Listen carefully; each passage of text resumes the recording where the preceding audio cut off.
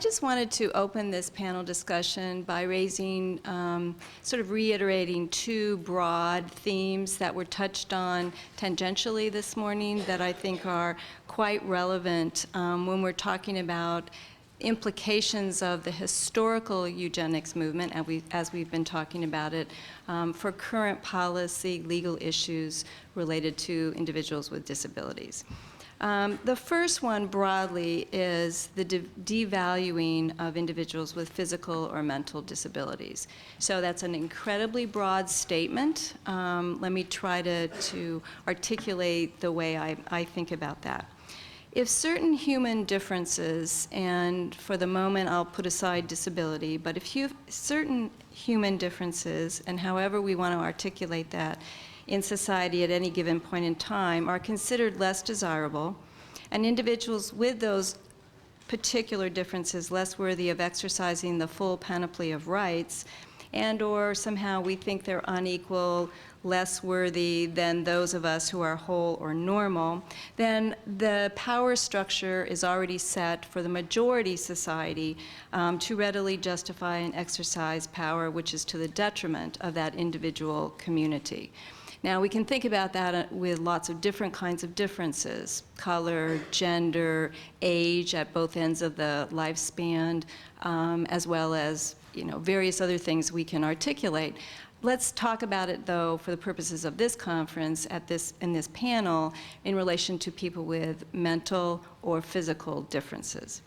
So I think the eugenics movement was possible because of a broad societal belief, led in many cases by professionals, but then adopted by many others in this country initially, that disability was not desirable.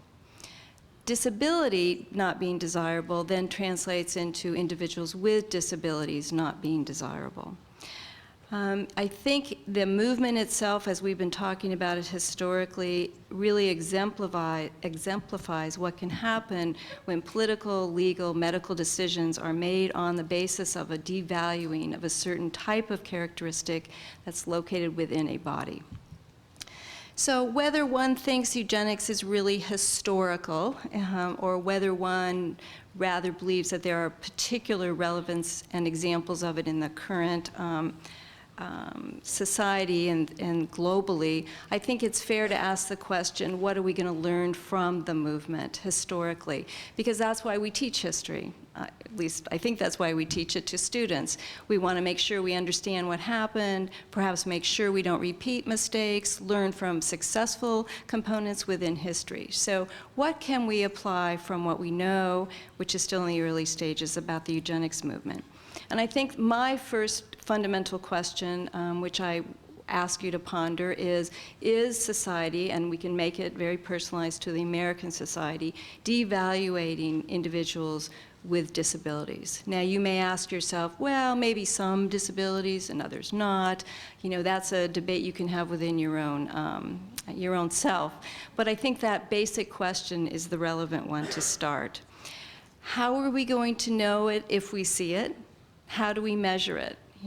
All of us now are very interested in outcomes and measuring things. So how do we know if devaluing is actually occurring? I wanted to just give one very broad example, and then hopefully the conversation in a bit we can talk more about specific examples if you like. But I think the whole issue of self-autonomy and decision to make one's own decisions, the ability and the power to make one's own decisions, is an incredibly important one to think about in terms of current society. Legal capacity and competency to make one's own decisions. We've talked about reproductive rights.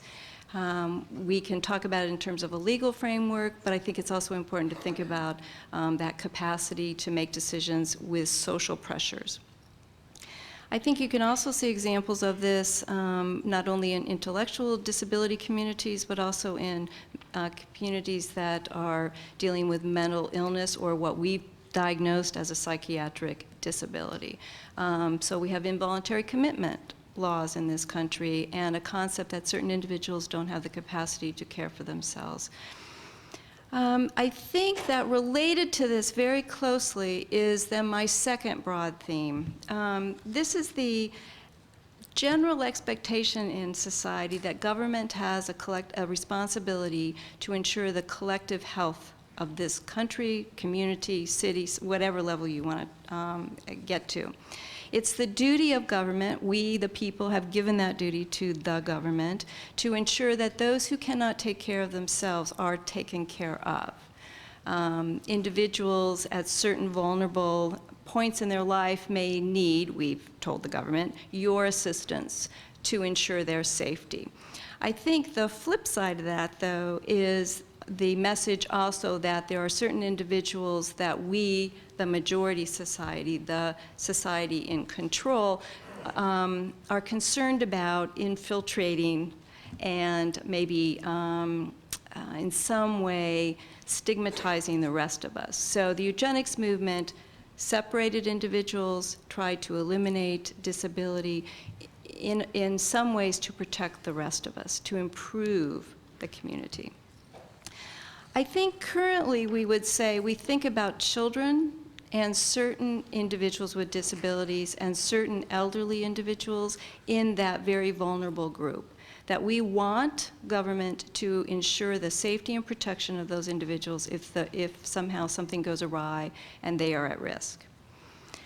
However, if we in the majority society have given government that responsibility and duty, then government has to make resource allocation decisions. And so that leads me to some examples of how I think the eugenics movement can be very relevant for issues today. The government, which again I'm going to remind you, as you all know from 9th grade civics class, reflects societal values, right, and our collective desires, establishes priorities, sets budgets, writes and enforces laws, maintains order, and some would argue the power structure. Our social, political, and cultural institutions have generally assumed that people with disabilities need caring for. At least some people with disabilities, particularly those with intellectual or cognitive differences. So I think the eugenics movement can teach us a lot about this idea that certain individuals may not be productive, may not be useful in the cog of a healthy society. And how are we going to deal with that as a society? Well, the eugenics movement attempted to eliminate what was considered less desirable, both positive eugenics and negative eugenics. Some really, and you can see this in the Nazi era, considered people with disabilities useless eaters, is the terminology that was used, certainly couldn't produce, and therefore the best use of resources was to eliminate. Now, not all eugenicists went that far. We've talked a lot about the variation in the eugenics movement. But I think certainly we've got plenty of examples of individuals with disabilities being a burden on the public dole and an extra financial responsibility. So that's what we've talked about this morning in terms of history and resource allocation and trying to improve society as a whole. What relevance does that have today? I think the first question to ask is whether fundamentally we still think individuals with disability need caring for, rather than they need to be allowed to exercise their rights. Those are very different perspectives, but I think they're fundamental to this question. One example I would like to ask you to think about is just how we allocate research funding dollars in this country.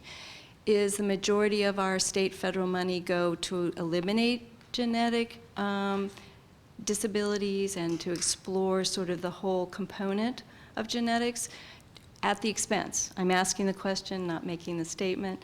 At the expense of funding for services that might improve the quality of life for individuals that are living with those disabilities? Are we excluding supports and funding that go to early intervention for infants that are born with disabilities, rather putting our dollars and our resources into making sure those children aren't born? Very closely related to that, and this is my last point, is the current health care debate going on in this country, and you've seen the press about death panels and other things that have raised concerns about individuals who may have disabilities, whether at the end of their life or whenever. I want to draw your attention to a New York Times Magazine article that Peter Singer, who is a bioethicist at Princeton University, published July 15th this summer. And the title of his article, which is quite long, is Why We Must Ration Healthcare. And you know there's a debate there too. Obama says we're not going to ration healthcare. It's really worth looking at that article. And I have a URL if you need that, because he makes a very strong case for the reality of rationing healthcare. But if we do that, how are we going to decide who's not going to get? Most people would say we already ration healthcare. But he raises some very good points about how society is going to have to decide what is and isn't fundable. And in that, he makes some very strong statements about the worth of individuals with disabilities, the life of an individual with a disability compared to those without. And I think it's worth reading the article because I think it gives some examples by a very, very good writer. He writes well, he's very clear and strongly defends his position, whether you agree or at all with him or not. And I think puts on the table this idea that individuals with disabilities in society still are not valued in the same way that others are. Thank you.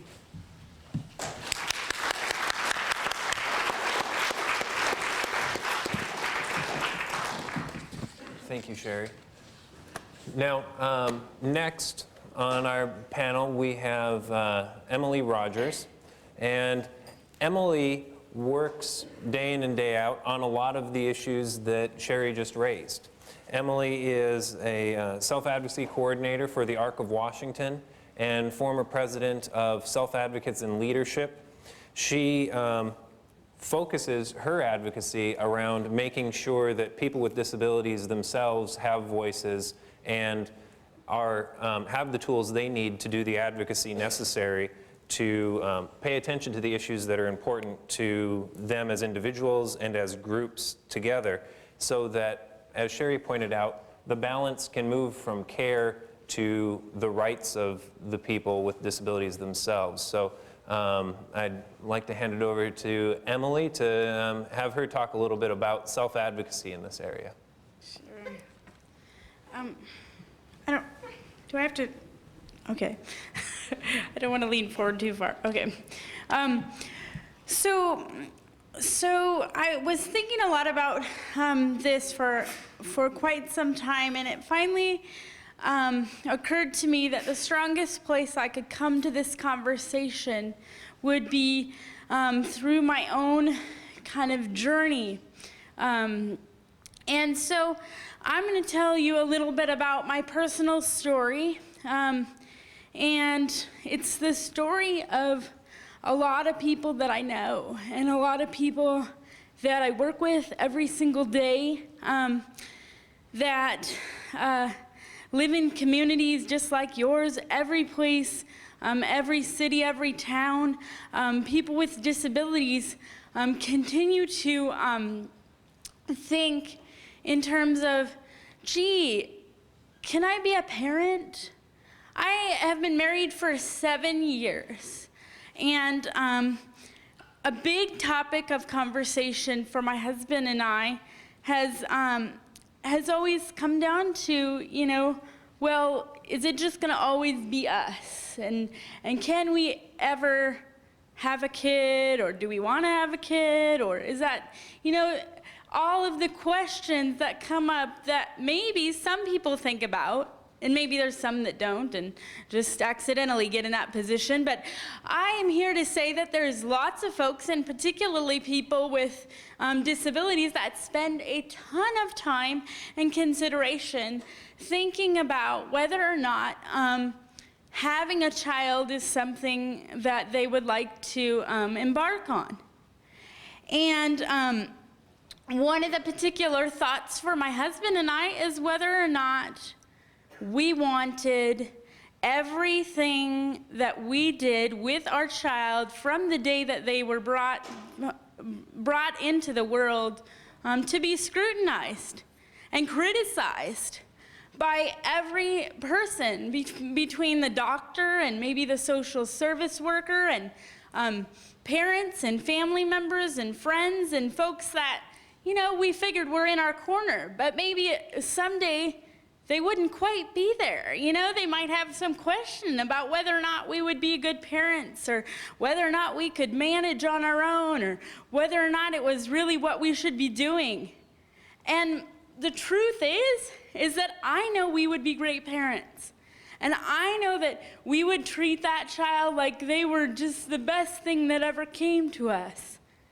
But that's not what other folks think when they look at us and they think, well, gee, you know, are we sure that everything's okay with them?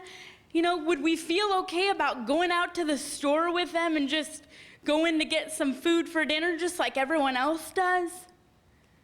Maybe not.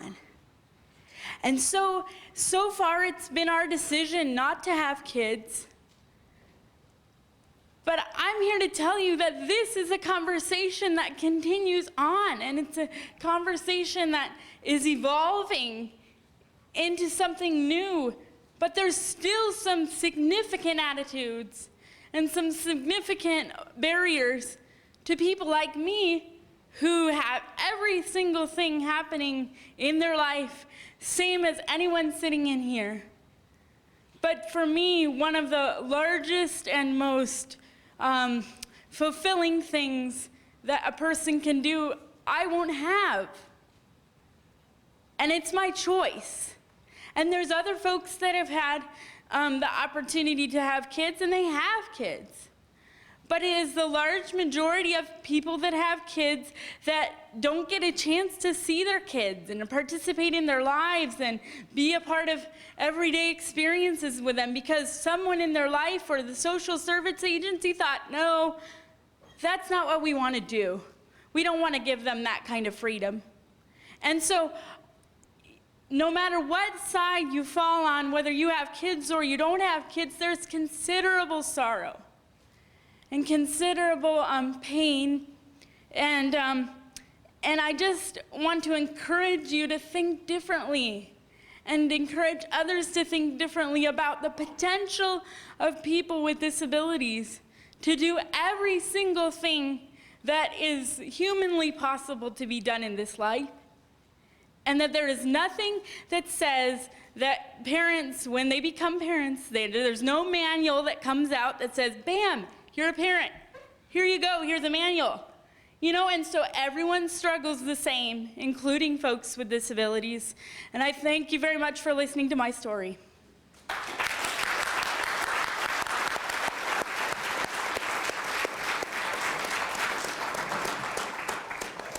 Thank you, Emily.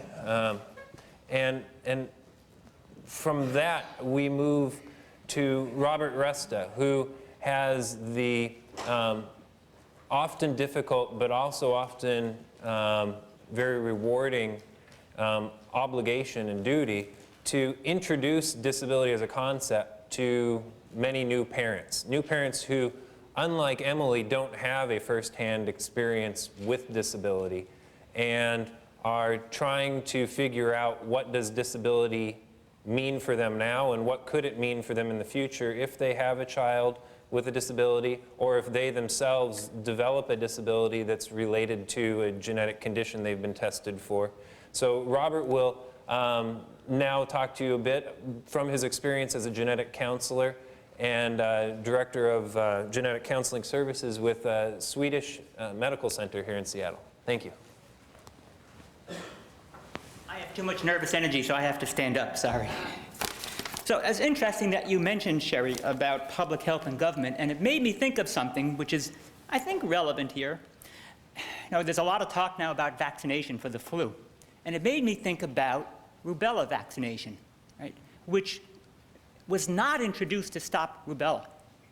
Right? Rubella is pretty much a minor disease that kids live through. Rubella vaccination was introduced to prevent fetal rubella syndrome. So that makes me think about what is eugenic? Is that a eugenic exercise to prevent fetal rubella syndrome by giving this vaccination? Which then got me realizing, as I was sitting up there, We're here talking about eugenics, but no one's defined eugenics. And I've been, if you will, a gentleman scholar of eugenics. I'm a clinician who spends a little extra time doing research. So I've been a gentleman scholar of eugenics for 30 years, and I'm still not sure that I know what eugenics is. I know what the American Eugenics Society is. I know who Galton is. Hard for me to figure out what eugenics is. So I'm going to give you a definition that's going to guide my comments. You may disagree with my definition, but since no one else is giving one, this is it. So my definition of eugenics is very simple. Efforts to improve the gene pool. Okay? All right? So keep that in mind. That's definition number one. Definition number two, what is genetic counseling? That I can give a concrete answer to. It was defined in 1948 by Sheldon Reed, very simply as a kind of genetic social work. And he made it very clear that it's a separate issue from eugenics, in his mind. And medical genetics as a specialty pretty much rose after World War II. And yes, everybody was saying, oh no, we're not eugenicists anymore. We're done with that. The Nazis were bad. We're good now. Forget about what we did before 1940.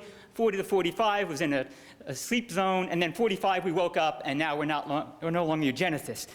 Not altogether accurate. In fact, many people who were active in the American Society of Human Genetics in the 1940s were presidents of the American Eugenics Society before, and the very pedigree symbols that we use today grew out of the eugenics movement. So it's clear that eugenics has influenced medical genetics and genetic counseling to some extent. Right? And even if you look at the people who professed not to be directive, that we're not eugenicists, if you look at the publications in the 1950s, they'd say, we should not influence people in their decisions. But then they'd say, of course, if you educate them, they'll make the right decision. Right? So there is certainly not an overt eugenics, but a subtle eugenic connotation to that, I would say. Right? Now, since the 1970s, the genetic counseling has been largely practiced by people like me, professionals trained specifically in genetic counseling. So to call yourself a genetic counselor, you have to do several things. Take a vow of poverty, but they don't tell you that until afterwards, and then get a master's degree in genetic counseling, and then get certified. You have to take a long, boring, expensive certification exam that shows that you know what you're talking about. And genetic counselors have defined this now. I was part of a committee that defined genetic counseling in 2003. I forget myself. And what I said, I have to write this down. I forgot the definition. I apologize. It's the process of helping people understand and adapt to the medical, psychological, and familial implications of the genetic contributions to disease. Yes, I'd be happy to. The process of helping people understand and adapt to the medical, psychological, and familial implications of the genetic contributions to disease.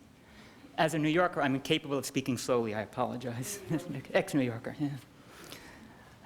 Now, genetic counselors have an ethos.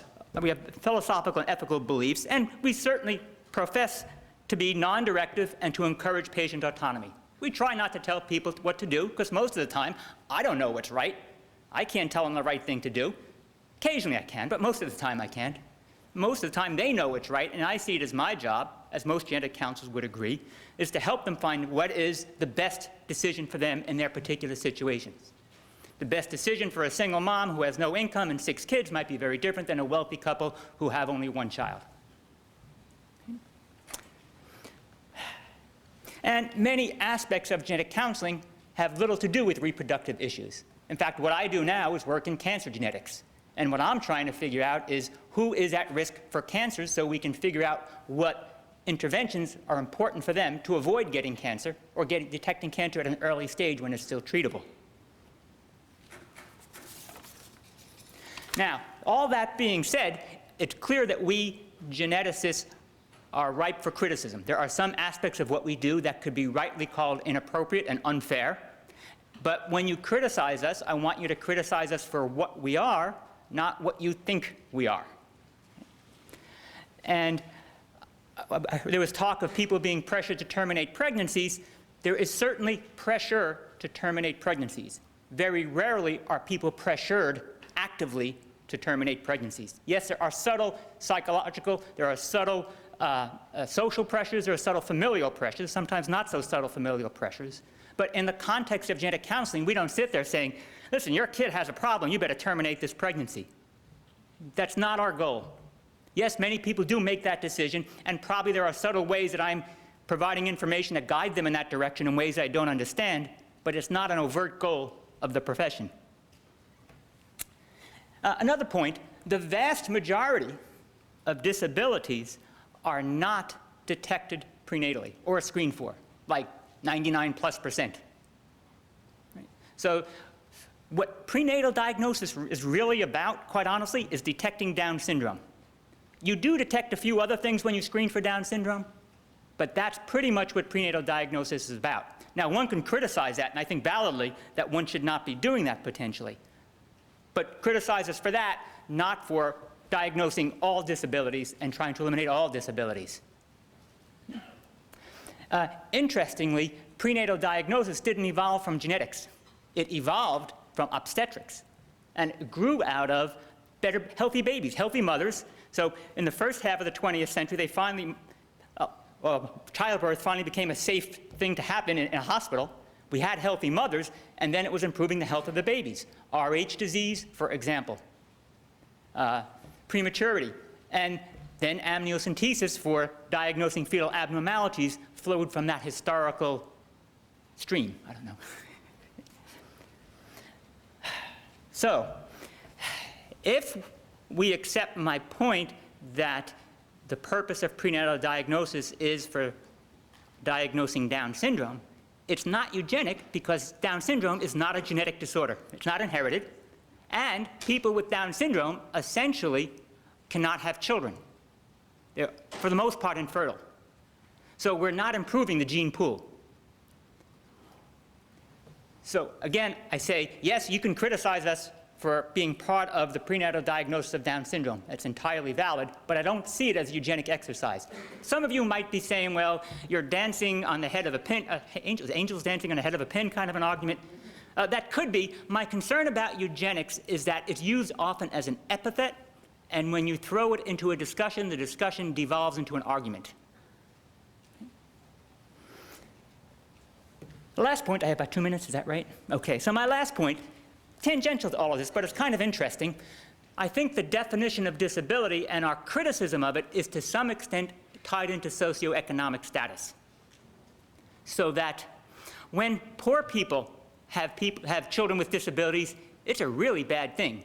Think of the mythical crack babies, all those poor women out there shooting up heroin or crack cocaine and making these babies with horrible deformities, and let's throw them all in jail. In fact, there was no such thing as a crack baby, right? But people have been thrown into jail for this or threatened with jail. Yet, the biggest known cause, one of the biggest known causes for disability in this country is infertility. People with infertility have a significantly increased risk of having a child with problems, either due to the disability or to the treatment itself. And yet, they're not called crack babies, they're called ART babies, artificial reproductive technology babies, right? So when wealthier people, who are those who utilize these infertility services, have babies with disabilities or put the babies at risk for disabilities, they're often lauded as miracle babies, right? But when these, quote, crack babies are born, who don't have any problems, the biggest problem is to have a mother who might be addicted to crack cocaine, which is certainly a problem. I don't encourage reproduction among people who are not ready to have babies and so on. But there are a lot of issues that make this all pretty complex. And I end my comments there.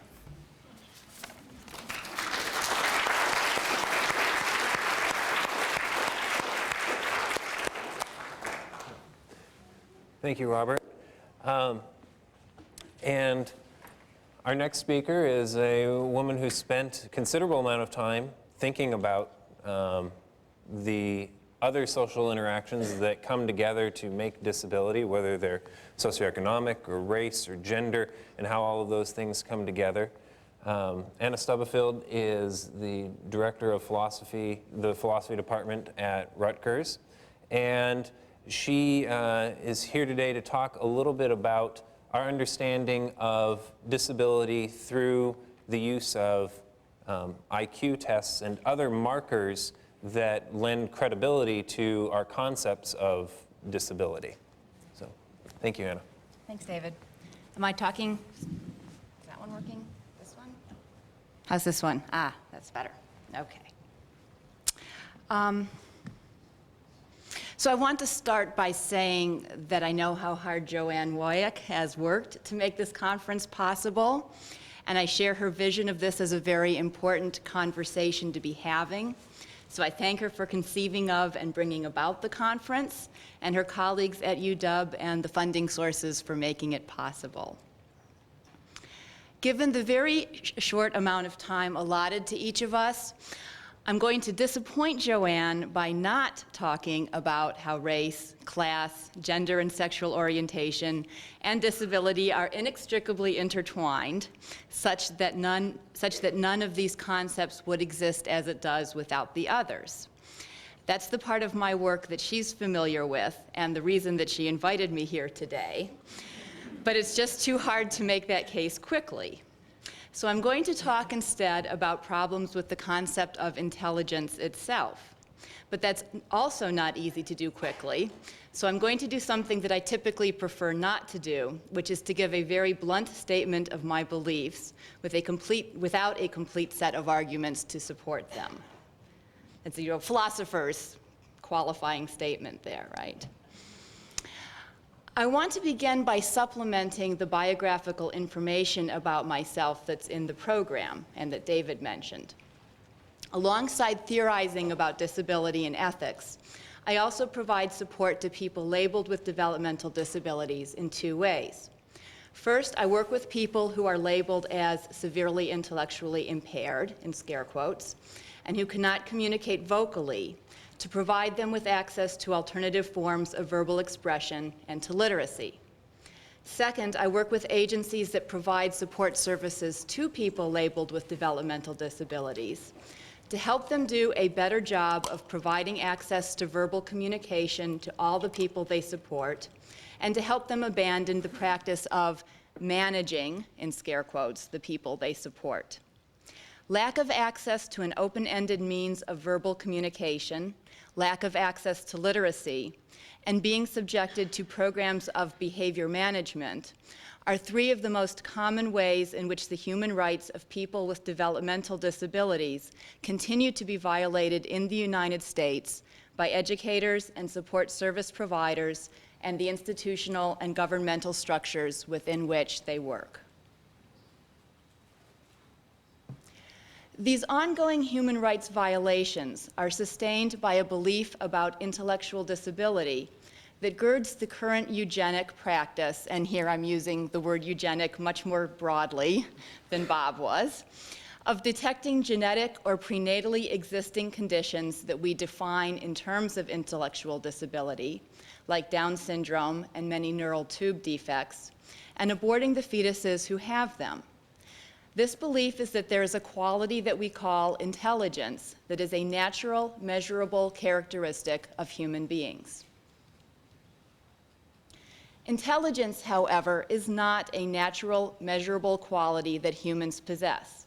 It is a social construct.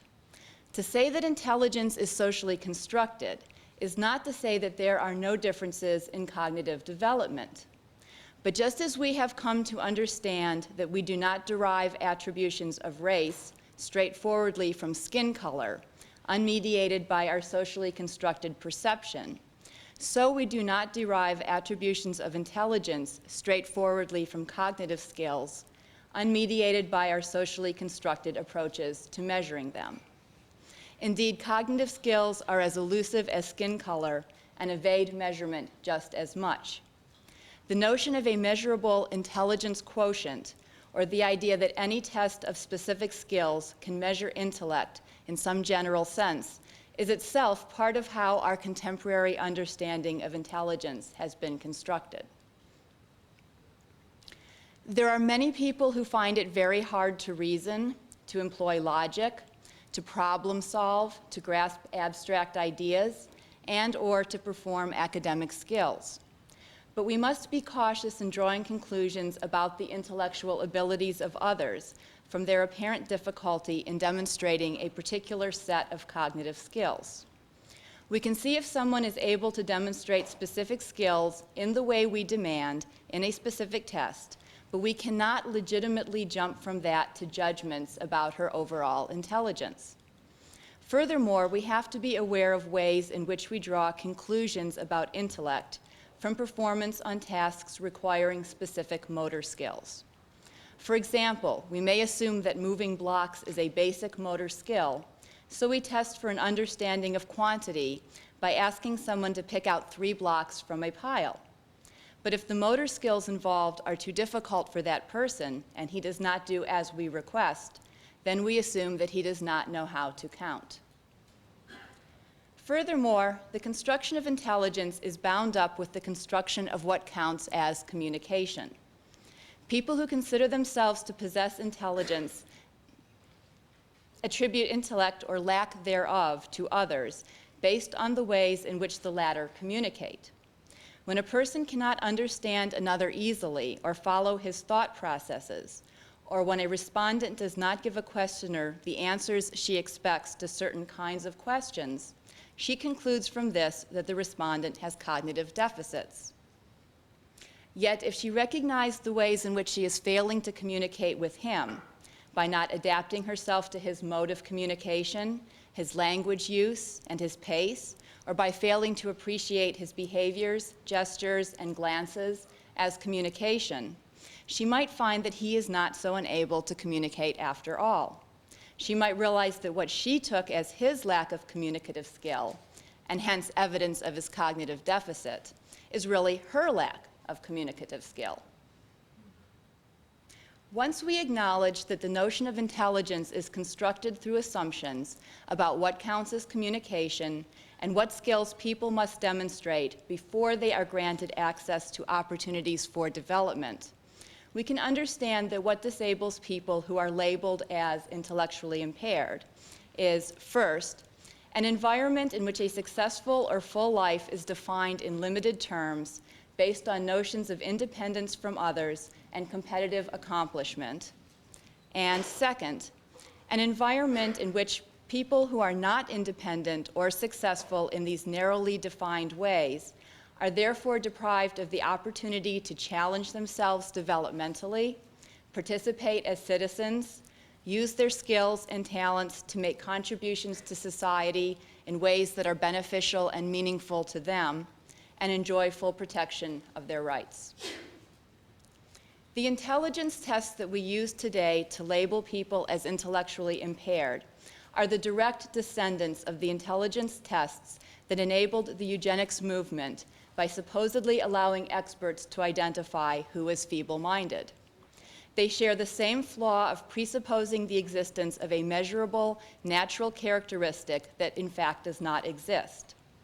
The negative stereotypic judgments that are made about people with Down syndrome and other prenatally diagnosable conditions that are associated with intellectual disability are based on notions of mental age, normal cognitive development, and intellectual potential established by these tests.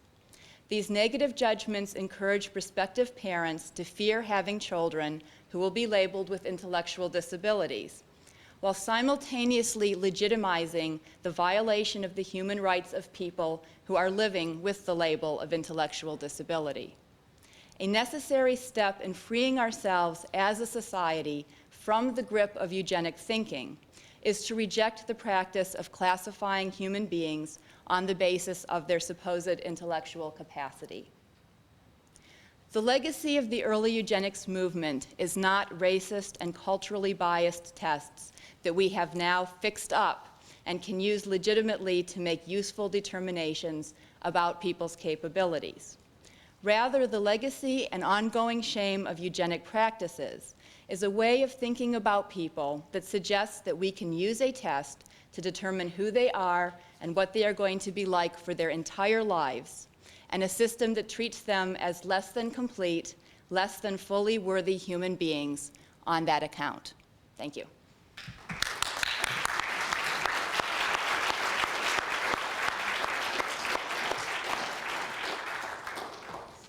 Well, I'd like to thank all of our panelists for giving us a peek into how they view disability and how they view the issues around respecting individuals with disabilities. And I'd like to open it up to the audience to take some questions like we did earlier today. So as was mentioned earlier today, if you could, please mention your name when you start your comment and keep your questions succinct. And I will try and rotate around the room. If you have a question or a comment, please raise your hand and I will sort of let you know who's on deck. I'll go with the first person and tell you who's going to be next, and the mic will come to you at that point. So to start with, do we have any questions? Up front here and then in the back. Next. Thank you. Dr. Stubblefield, are you familiar at all with Elsa Heusemann's work? No.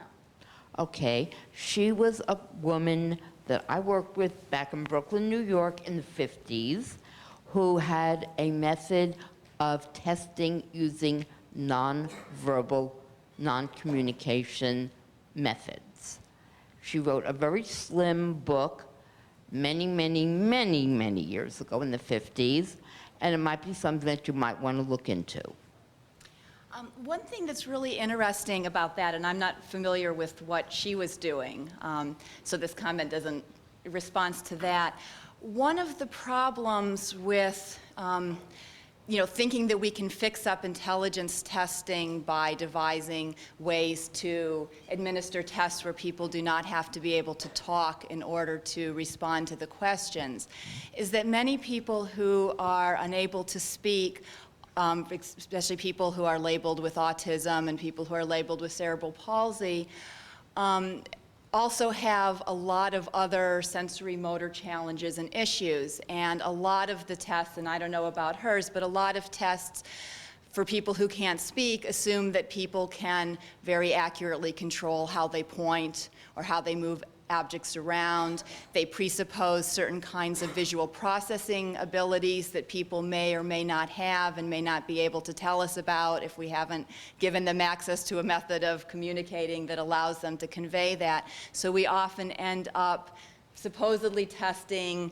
even with tests that don't require talking, people as being supposedly much more severely cognitively impaired than in fact they are. She took those into account. Well, so then that's a good thing. Okay, and then in back and next, any other? I'm Sarah Gehring. I'm from the UW Philosophy Department and the program on disability studies too. And I guess my question is sort of for Sherrie and maybe Emily as well. Sherrie, you had kind of painted a dichotomy between what we ask the government to do. Do we ask the government to care for vulnerable members of our society, or do we ask them to stand up for the rights for people, right? And I think you painted those as opposed. And I guess I just want to hear a little bit more about that, because in philosophy, I think too often in sort of the Western liberal tradition, we've focused on rights of individuals, and there's sort of a good aspect of going to thinking about caring for each other as the basis for our morality or our moral thinking.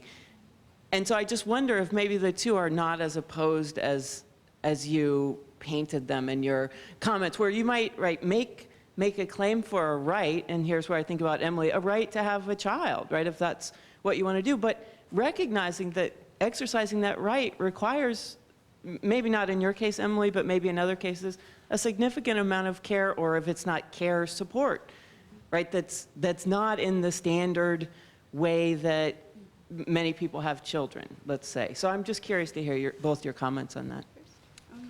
Okay. I didn't mean to imply that they were that I was dichotomous, that you could only do one or the other. I do think it's a valid question to ask if there are certain groups of individuals with certain types of cognitive, intellectual particularly, but also some physical disabilities that we have lumped together as a generalization in a category who are incapable of exercising rights. And just as a sort of anecdotal example of that, I was at a meeting yesterday with people within the state who are looking at service delivery for individuals with developmental disabilities. very anxious to ensure that during the next legislative session, there aren't significant cuts to services. And we were talking about this issue of exercising rights and how then do you balance the reality that some individuals who haven't had opportunities to learn to make decisions on their own, who never have made decisions on their own, who have been literally cared for, how is one going to just assume or turn over the ability to make choices on their own? And one of the very active state advocacy individuals, when we were in this discussion about do we need new laws, talking about the rights of individuals with disabilities to ensure that there's protection at that level, said, you know, no legislator in this state believes that people with developmental disabilities have rights. It was a very strong statement, took me totally off guard. I've been thinking about it for the last 24 hours. And, you know, that's a generalization also, but I think it was a very powerful message from her, that from her perspective, there was this moral mandate to provide for, but yet not, in many people's mind, the ability to move from that to include autonomy in making decisions. So, no, I am not one that is, and there was some debate in this room yesterday about, well, if we go for the collective good, then why doesn't government just get out of the way? And we're having the same debate in healthcare, right? Just let government get out of the way, and people will figure it out. So I personally, personal opinion, do not go to that, you know, extreme, but I don't think they're necessarily incompatible.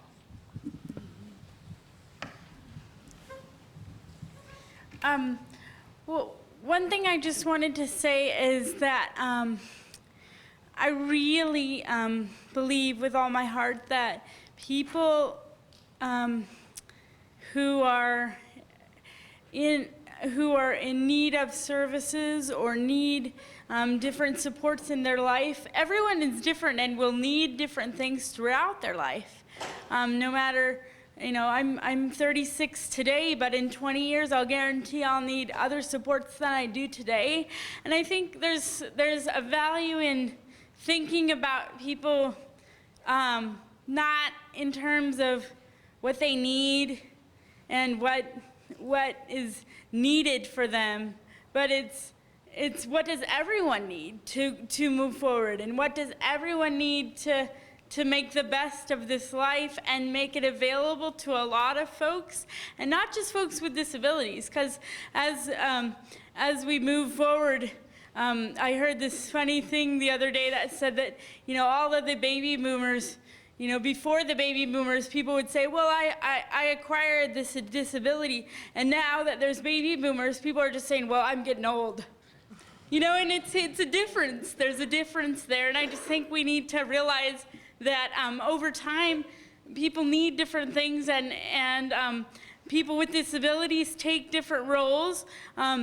Over my career, I've been involved in helping lots of folks get different laws passed in our state that make sure that the laws reflect more clearly the values of people with disabilities, and we need to do a lot more work, but we're there for the work. So. I'd just like to pick up on that too, even though Sarah didn't invite me to. But, you know, I think that one of the issues around questions of rights is that you can think of rights as negative rights, which is not to mean that they're bad, but in the sense of being free to be able to do something.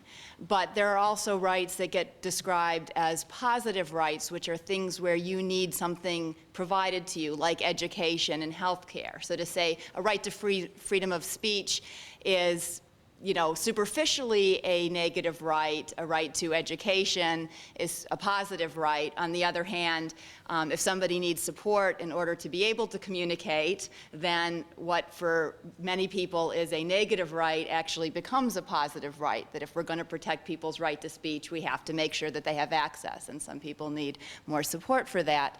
And so it's very interesting where the right to have children would fall into that. I mean, freedom to have children, so freedom from, involuntary sterilization, posits that as a more negative thing. On the other hand, one of the great tragedies of our society is that if you think of having children as something that people are on their own to do, then we don't provide good support for working mothers, for example, for families. Everyone's kind of on their own. We don't see health care as an important part of how we support people's right to have children. And so I think we need to think of that more as a positive right that we could be doing a better job on. And then if that is a positive right, to say, well, this group of people who we consider non-disabled get the supports that they need, but then we're going to classify some other group of people as disabled and therefore not entitled to the supports that they need to have that aspect of having a rich and satisfying life. If we're going to assume that people labeled as disabled are going to be bad parents who shouldn't have children, that's a real problem around those issues, and we need to think about it that way. Thank you. Here, and then in the row immediately behind after. Hi, my name is John Otto, and I want to thank you, Sherrie, for your comments that you made in the beginning. So much of what you talked about, probably at least the first 2/3 of what you talked about, I was struck by how, even though I believe that you were talking about physical disabilities, was most of the context that you were speaking about, but how much that fit with transgender bodies and control of the state of the body and what the rights that somebody has to do with their body, including access to identity documents that accurately reflect the gendered lives that somebody lives. For those of you who aren't knowledgeable, there's many policies here in the US and around the world that require sterilization in order for a transgender person to get identity documents that accurately reflect the lives that they live. And that seems very wrong to me. And I would guess that for most of the people here who think about it from a disability context can also see the wrong in that. And so transgender people, even that's a little bit more modern concept, the language that we use is a little bit more modern. It also ties into the treatment of gay and lesbian people, which is where historically here in the American European tradition we have subsumed transgender people, and gay and lesbian people were very much persecuted in Nazi Germany under eugenic mindsets as well. So I didn't really have a particular question, but I would hope that somebody would make some comments about this. Thank you. Right? Yeah.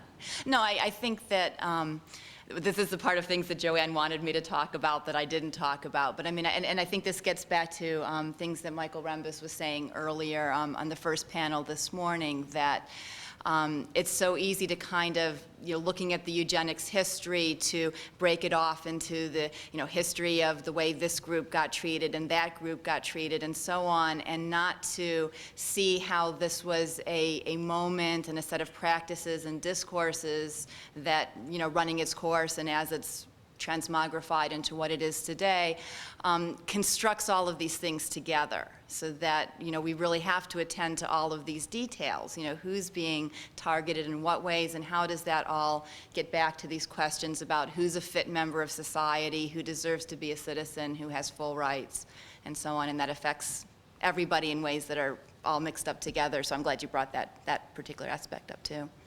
And I think it's related to how we define that term disability at any given point in time.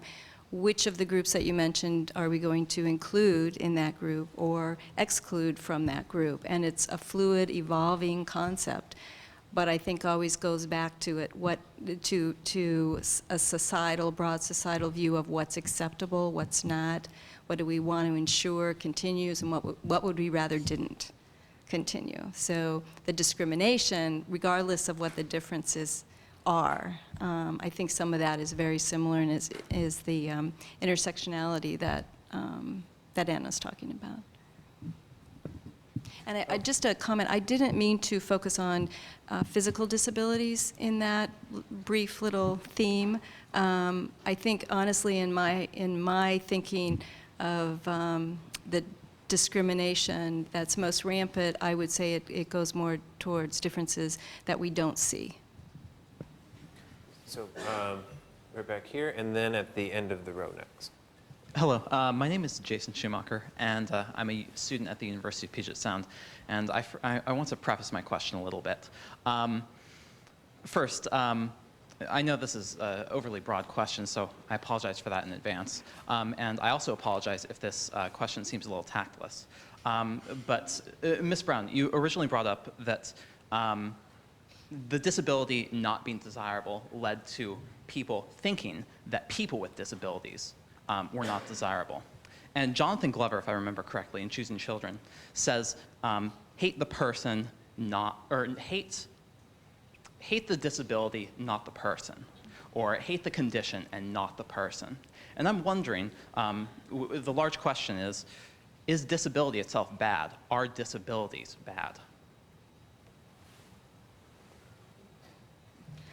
I hope you're not asking me to respond to that question. But I appreciate that you noticed how I was trying to articulate disability being bad, sort of forming into this idea that people with that disability were undesirable, because I think it's an interesting distinction. And if one thinks about geneticists in the sort of the pure scientific environment, you can think, well, it's the disability in the little petri dish. I'm not a scientist, so, but it's not a human being, right? It's this thing. It's a disability that we can see, but it's not really a human being. I mean, I can see how that can occur. I think just in history, though, we saw the manifestation of disability in a human body, and that's just what I was trying to articulate. 10 minutes is it's tough. Anna already mentioned that, and it is really hard because there are so many subtleties, I think, in the terminology, but I do appreciate that you picked up on that. Okay. Now down on the end, and then the interpreter will need a microphone, and then we'll go to the middle, and then up front again. Hi, again, my name is Cheryl, and I work at the UW, and I sort of have two questions.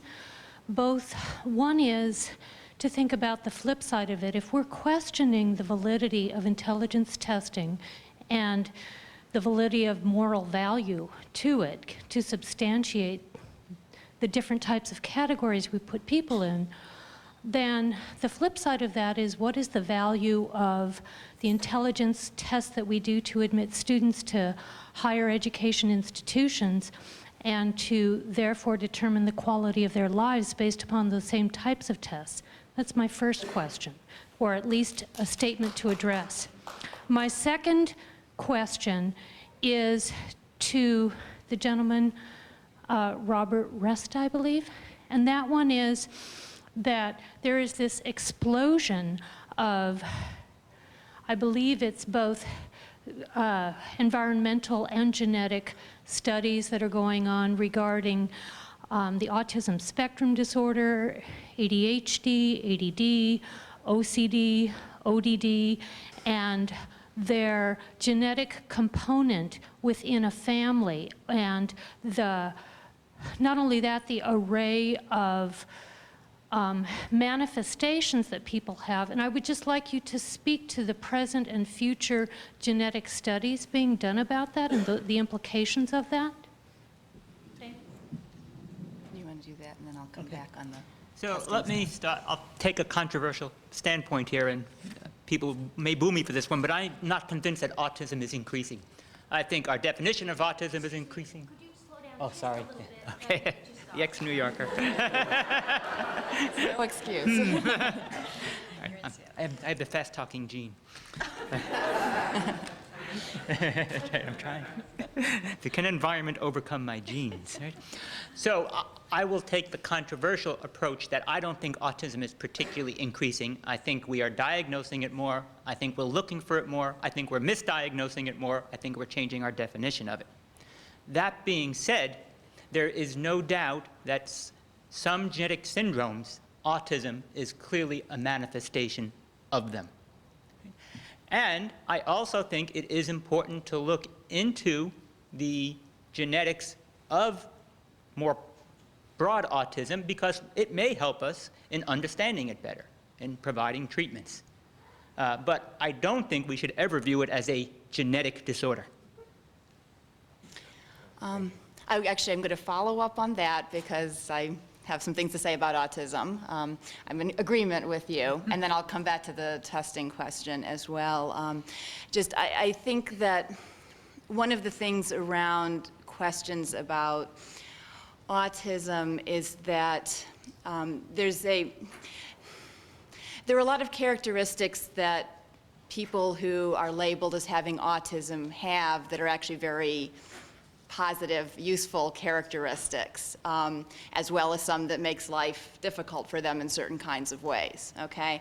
And so I really worry that, part of our discourse about autism focuses on the aspects of autism that are inconvenient for people with autism and for people around them, and downplays the ways in which there's clearly, qualities. And, and this goes, there's as much variation within people who are labeled as autism as there is within people, period. But we start trying to stamp out things because we describe them as problems that we might want to, increase the quantity of in the gene pool if we focused on the things we saw as not problems. It's just a really dangerous way of thinking to me. And that's, behind everything that we try to think of genetically as a problem. We have to be really careful about that. In terms of testing, testing for higher ed, I want to throw out the SAT and the ACT along with IQ tests as well. I have a graduate student who actually did a really interesting paper looking at the extent to which colleges and universities in the United States accept people on the basis of SAT scores and then turn them around and force them to take any number of remedial classes based on skills tests they administer when they get there, because they don't actually have the skills that the colleges want them to have, even though they had perfectly good SAT scores, which really suggests we have to look at what are we testing for with college admission tests, why are we testing, why can't we use performance demonstrated in other ways to determine who should go where for higher education, what programs make sense for them. So we have to be really careful. Always with the problem of testing, it's not only how we're doing the test, but it's why we're doing the tests and what do we think we're learning. And in a lot of cases, when we start to dig beneath the surface on that, we end up facing a lot of assumptions we've been living with for a very long time that are erroneous assumptions about what the whole project is. Thank you. Now, I have a number of people in line for questions, so I'd like to hold off on people getting in line for a second. So we'll go up front, then to the middle in the red, and then up front here, and then in the back again. Yeah, I have a question for Anna. And you opened saying that we focus too much and talk too much about intelligence and disability. And darn,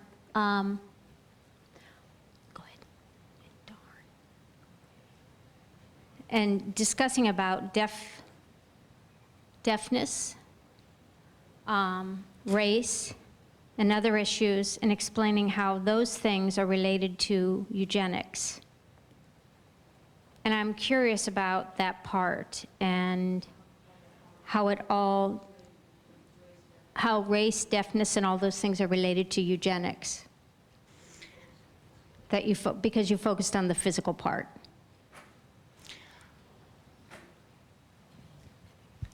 Let me give answering a try, and then you let me know if I'm answering the question that you asked, because I'm worried that some things might have gotten lost in translation. If not, then I'll ask it again. Okay, sounds like a plan. In a nutshell, what you see in the United States that led into the eugenics movement was the rise of a scientific pursuit in the beginning about the mid-1800s, where there were already established beliefs about racial inferiority of non-white people, of inferiority of women, so on and so forth. And scientists were trying to figure out ways to test intelligence to be able to establish scientifically that, in fact, those groups were inferior, okay? And along the way, of course, it also allowed, it was part of a whole thing. We wanted to figure out what the normal brain was, and to do that, you have to create a picture of the abnormal. I'm talking about race Okay. and preference. Okay. Sexual preference, orientation, sexual orientation. No, I don't want the mic, thank you. Talking about sex. I'm going to talk with my interpreter. Hold on, we're going to get our question clear.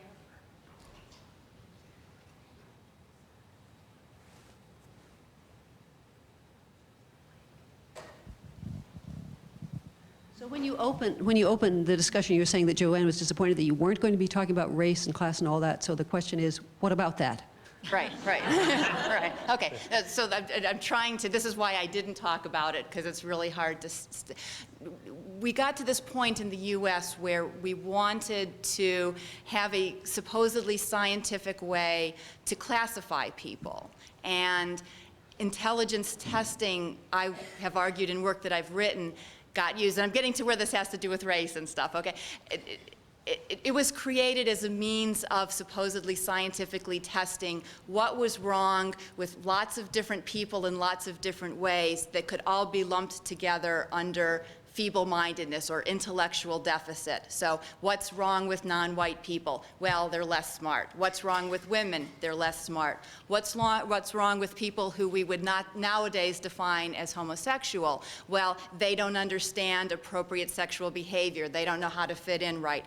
You know, deaf people, blind people, people who have physical mobility issues, all of them were defined as not smart. It was the category of not smartness that allowed this kind of way of separating off a whole bunch of different forms of nots and putting them all in one category. And what I would argue that ties this all together in an interesting way.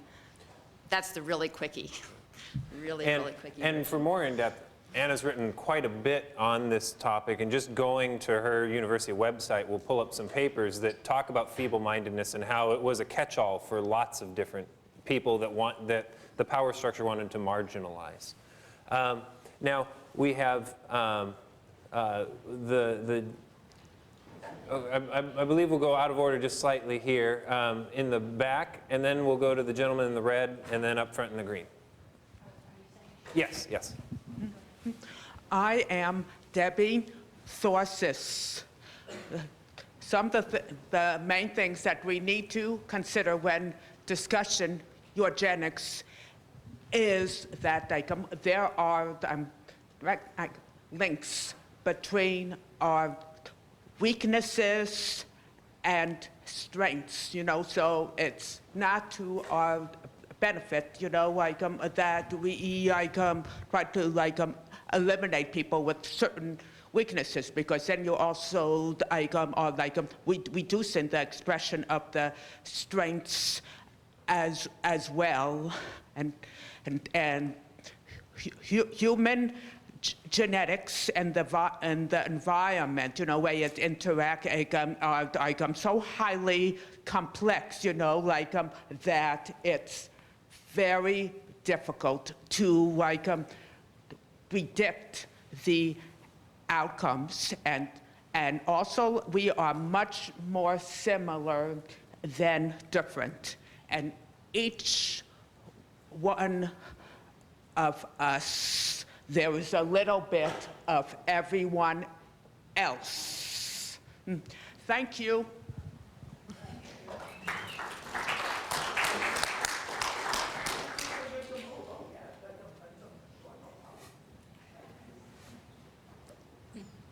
All right, now in the middle and then up front. Hello, thank you very much first. My name's Sean Mincer. I'm at the School of Social Work, Ph.D. student here. I'm interested in this concept of value. Sherrie had brought up this idea of value earlier in the discussion, and I'd like to hear people's thoughts on this idea of value, especially in relation to shifting how eugenics and disability and value come together in a time of shifting economies to service economies and the commodification of the human body. And does the disabled body have value, and do we maintain those categories because of the medical industrial, prison industrial complex, where the disabled body is now a valuable space in a non-productive economy? And how does that kind of play in and out with some of the things that we're talking about? Oh, that's a good one. Yeah. Actually, responding to that, I also want to respond to the previous question that we didn't respond to about, is disability bad? And in some sense to what the previous question was, because I feel like we've been evading some of the really tough things.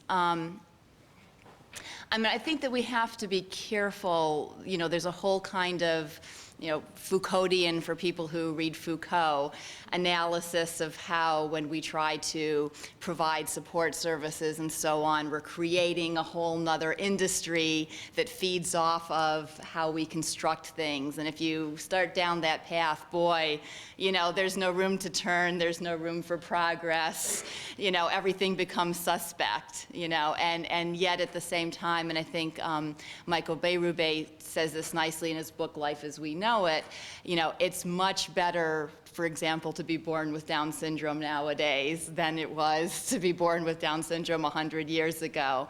So that it's important to keep critiquing the system, and it's important to be alert to the ways in which the money flows. There was, I think, earlier this morning you had some really nice capitalism material analyses of stuff, and I think it's important to keep our eye on that.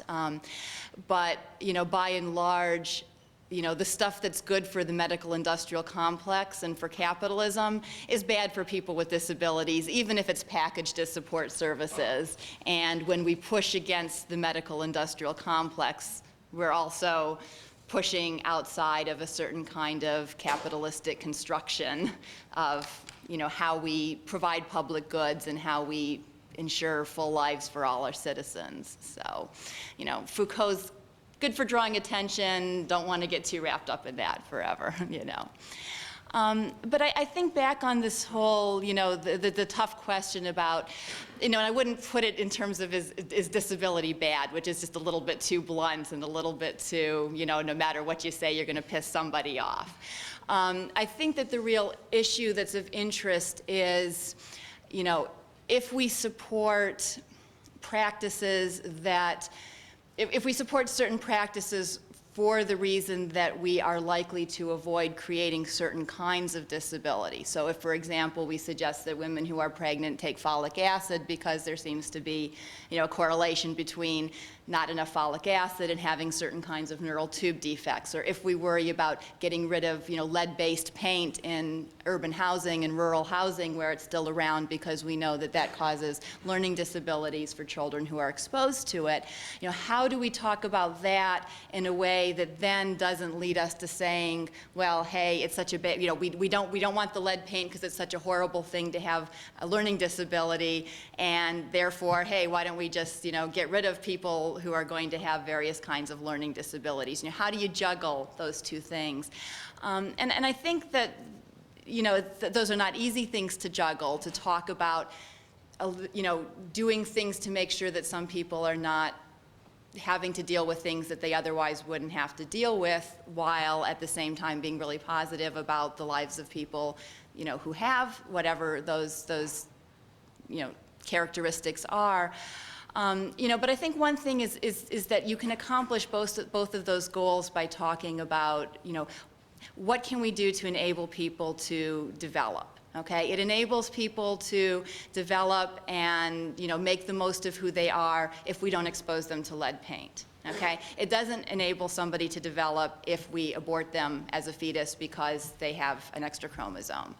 That's a little too pat, I know, and this is, not something, I hate talking, I like to write so I can check all of my language and stuff. I'm a philosopher, what can I say? But something along those lines, I think that we can maintain that if we think about it carefully enough. Yeah.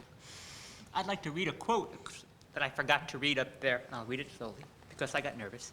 But this is from 1973 from the medical journal Lancet, which is one of the more prestigious medical journals in the world. And the author was a group of authors from Columbia University, one of the more prestigious universities in the country. And this article will, I think, evoke a quote that Joanne had at the beginning of her talk. And this article that they wrote was about the cost effectiveness of amniocentesis. That is, how much does it cost to care for people with disabilities? and how much will it cost us to institute amniocentesis. So it costs money to do amnios, it costs money to raise people with Down syndrome and care for them. Which one is going to cost more? So the question gets posed in the article, should we screen all pregnant women for Down syndrome? Is it cost effective? And what the authors conclude is a detailed estimate of the cost required? The lifelong care of severely retarded persons is so burdensome in almost every human dimension that no preventive program is likely to outweigh the burden. So it's worth it at all costs. Right? There's no benefit to people who have disabilities that are giving to us that outweigh their burden. So I think it's almost always going to be looked at from an economic standpoint, from a greater social standpoint. But, you know, you talk about putting human beings up on the auction block. Yeah, right? That's a cruel quote. In the front here and then over on the side. No, disability is not bad. Disability is a bad word for something that the English language does not have a good word for.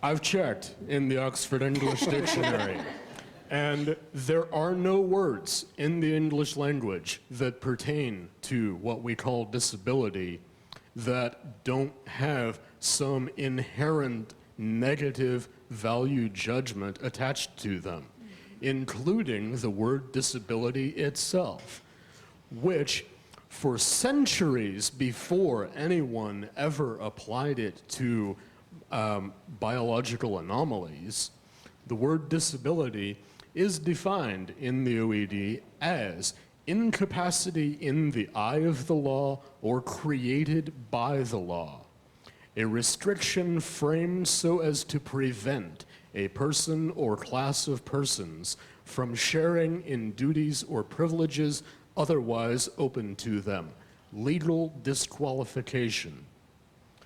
So, if that's the definition you're working with, is disability bad? Yes, because disability is synonymous with oppression. Disability is synonymous with exclusion. But if you're talking about biological anomalies, if you're talking about a some biological characteristic that some people are born with and most people aren't, no, that's not bad. Unless you think it is. You might as well ask, is dark skin bad? Is a language I don't understand bad? Is somebody else's cultural background bad? Is somebody else's life experience bad? I certainly don't think so. But the medical industrial complex and the government of this country still seem to think that the biological characteristic, the particular one that I was born with, is bad.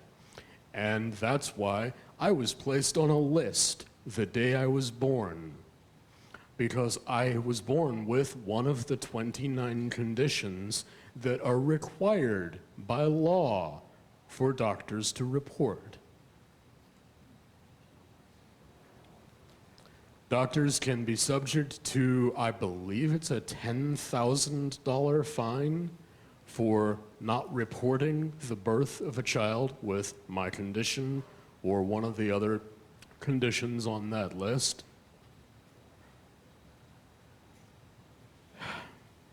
So is that bad? Is the fact that I've been on a government watch list my entire life, is that bad? Is the fact that I've been told that now I have the same rights as other people? Even though that list still exists, my name is still on it, and children are being born every day whose names are being added to that list. Is that bad?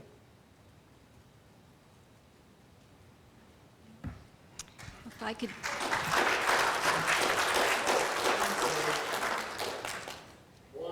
I forgot. You did warn us that your question might be tactless. What was tactless about your question was the fact that you were asking a question about disability of a person who, unless I'm very much mistaken, doesn't live with one, or at least not with one that's obvious. So, yeah, asking somebody who isn't one of us if we're bad, yeah, that's pretty tactless. And I think a couple of comments, this exchange, the definition of disability is, as I believe I mentioned earlier, so fluid. If one of the things that we do in our Introduction to Disability Studies class, or actually no, maybe it's in another class I teach, one of the disability studies classes, you know, I ask students to struggle with how would you, individuals, how would they define disability for purposes of a law? If you had to write a law and define which group was going to benefit from this law or suffer from this law, who would be in that pile? And how would you determine? Now, laws, you know, in our legal system, we like to be as precise as we can, right? To know who's going to get the benefit of this law or who's going to suffer from it. So we want to be as precise as we can. It is a very tough job. You bring all the baggage that you have about what in your eyes is a disability, because I think, as this gentleman has said, the terminology for disability historically and currently is pretty negative. So what are the characteristics you're going to include in there? Extremely tough, but I think a very good exercise for students to begin to think about how we collectively in society may define it for purposes of access to benefits or rights, which may have nothing to do with a personal experience of disability, good, bad, or whether one even owns up to having a disability. So I think that that word in and of itself, which is I think one of the reasons Joanne wanted us all to launch into it, is incredibly important for this, all the discussion of the importance of eugenics in the current day. Just one thing I might add, the UN Convention on the Rights of Persons with Disabilities actually was drafted and written in a relatively rapid period of time from my perspective. But the thing that the committee struggled with most was how to define disability. This is a global effort, so you had individuals from around the world bringing their perspectives about what disability was. And if you're curious about that document, now that Obama's won Nobel Peace Prize, maybe his endorsement of that document will have some weight and it'll be ratified in our Senate. I don't have a clue about that, but possibly. But it's a fascinating law because it waffles on who's in and who's out in terms of protections under that UN treaty. So I think this is a bit tangential from your initial question, but I would ask people to think about disability from societal perspective. Is disability from a societal perspective bad? Whether you as an individual perceive it as bad or not. And I think that's a very legitimate question to have in terms of policy implications. Thank you. I really appreciate the conversation we've been having. We're getting close to the end, just seeing how in-depth the questions are and the responses and how engaged people are. I really appreciate everyone stretching and trying to work with these issues in a really deep manner and getting far below the surface of these initial 10-minute introductions. So I have two more people lined up, and hopefully we'll get through both of them. And if possible, if we have any time left over, I'll take them one at a time as they come. So over here and then up top after that. Hello, my name is Don Brandon, and I work with the Disability Technical Assistance Center for the Northwest. And listening to the discussion about a cost-benefit analysis for disability makes me think that we do that because we don't want to take full responsibility for inclusion of disability in our society. And so when we turn over to government the right or responsibility to manage the benefits and services that people with disabilities get, it does become a cost-benefit analysis. And I think that's, and I'd like your reaction to this, because I don't think that's either moral or care for the people that it's intended for. I think historically we have not dealt with the total responsibility we have as mankind to deal with disability rightly. And I'd like to get your thoughts on that. I think I don't have any point of disagreement with you. I think when government enters into it, they think money, and that's understandable from a government standpoint, though the article I was quoting had nothing to do with government. And I think people just don't want, there are many people out there who don't want people with disabilities, and we're stuck with that hard reality. Right? And it gets back to my point that we're not taking responsibility for something that's right in front of us. Right. We're living in denial of that.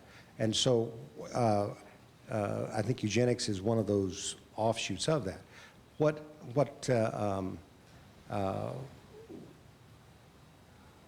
I guess maybe the bottom line of my question is, what can we do to start looking at what our full responsibility is instead of this marginalized perspective we have? Well, I'd like to hear from Emily. How do you think the self-advocacy movement deals with that, the perspective of wanting to put people into a commodity, easily countable monetary system, as opposed to understanding, accepting, and listening to people and what their actual needs are? Could you talk a little bit about that? I think that recently and in recent times, folks with disabilities have learned a great deal about how to speak up for themselves and speak clearly about what it is they want and what it is they need in their lives to have the fullest life possible. And that hasn't always been the case. That, for lots of years, the movement was around parents, and the movement, really centered around parents, and parents having the ability to speak up on behalf of their children, and then, as we've moved on, and the parents get old, and then they go, well, who's going to do it now? Well, obviously, it's going to move to the individuals themselves. And now, just in my work and the folks that I'm working with now are really stepping up and stepping into their own in terms of speaking up for things that they really want and changes that they want to see in our state and in our national government, and really just the changes that they want to see in terms of communities and the valuing of people.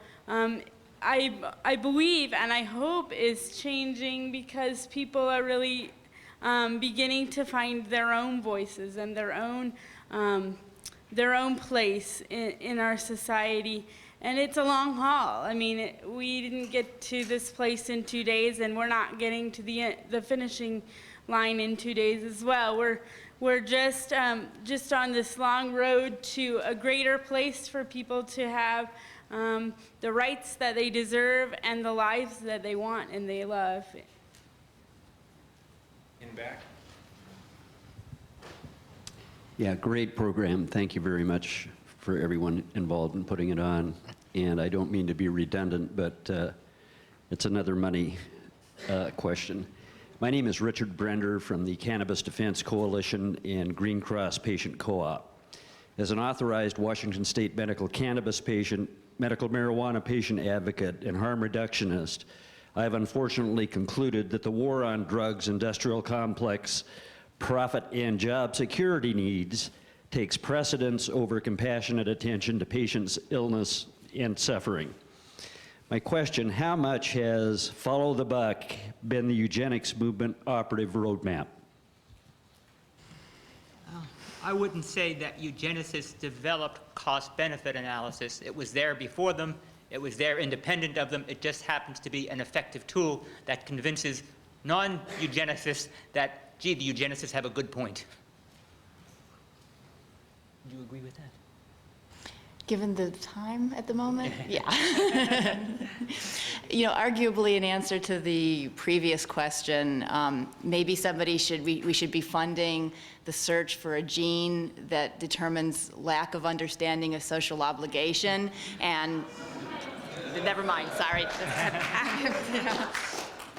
I mean, ultimately, society spends its money on whatever it decides it wants to spend its money on. A ridiculous war in Vietnam, or in Iraq, not to get too political here, but I will, or a ridiculous war on drugs. I mean, we spend it on what we decide we want to spend it on, and we let the government get away with it, so we get what we deserve, right?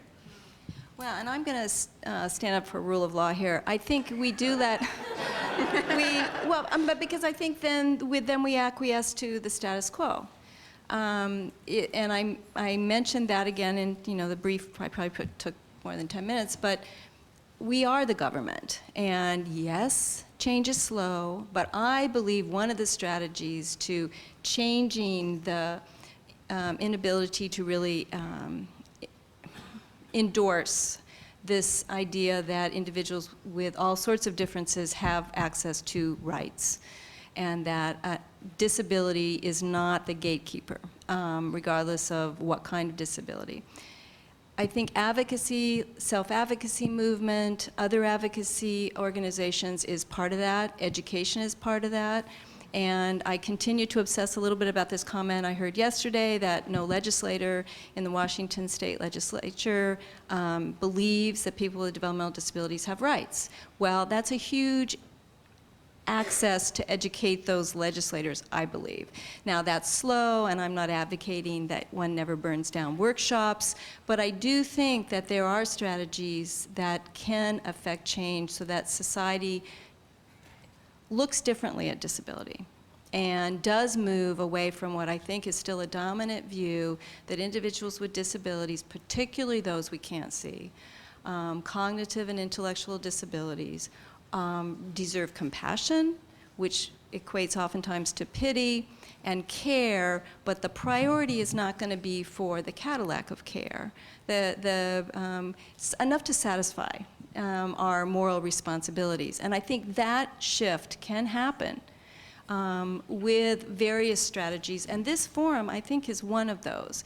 Just asking you to engage in conversation about the way we perceive disability and what are the implications for that past history today.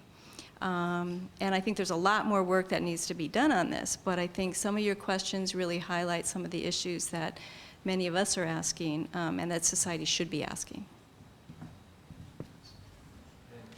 Up front here.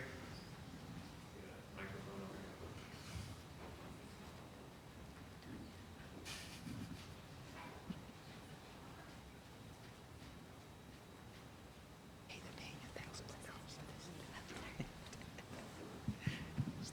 My name is Inge Hansen. I'm a social worker at Harborview. Sherrie, I have read that article in the New York Times regarding the value of certain people with disabilities, and it's quite compelling and frightening. Do you know of any authors who have written to contradict that or argue that? I don't know of any published articles, but there is a very well-written letter of response from advocacy organizations that is available online. I have the URL for that, which really summarizes the concerns they have with Peter Singer. There was a very strong disability rights advocate, lawyer, Harriet McBride Johnson, who would often retort. Peter Singer's written many, many, many times on various aspects of worth and disability.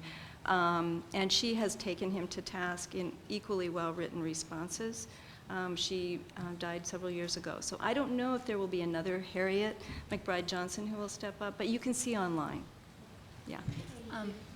I just wanted to add something about that. I mean, the Peter Singer problem, because, you know, he's a philosopher, so that makes me look bad by association. But yeah, but he's a philosopher. He's in the philosophy department at Princeton. But there was a conference actually just about a year ago now in Manhattan that was on, the title was Cognitive Disability as a Challenge to Moral Philosophy.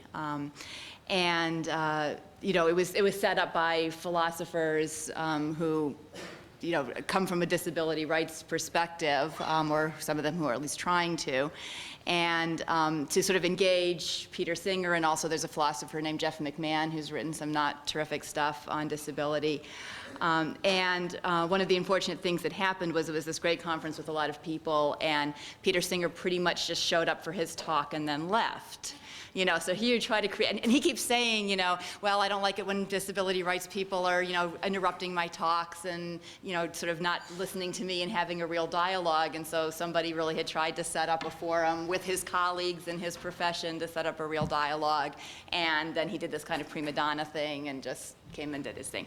But I think that also gets back to both the previous question about, you know, the money following things, and also to the question of what needs to be done, and in keeping with Emily's response about self-advocacy and the nothing about us without us kind of issues that Mr. Griffiths here was raising.